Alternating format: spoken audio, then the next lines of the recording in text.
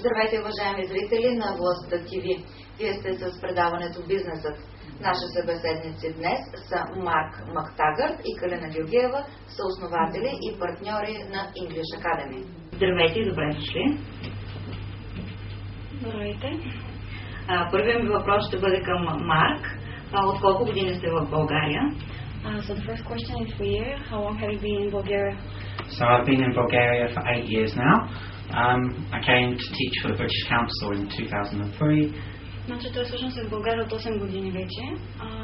За първи път е в България като преподавател към Британския съвет, първоначално в София. And then in 2006 we started English Academy here in Varna.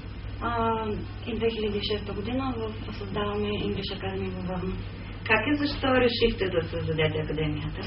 How and why did we decide to establish English Academy?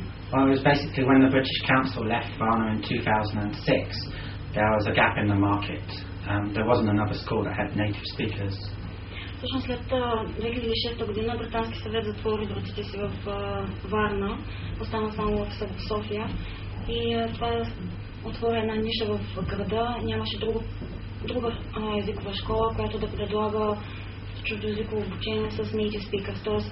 англоговорящи, или преподаватели, чието език е английски, роден език е английски. And I really wanted to stay in Varna, and being a business-minded person, I saw a gap in the market, and actually we decided it would be a good idea to set up the school.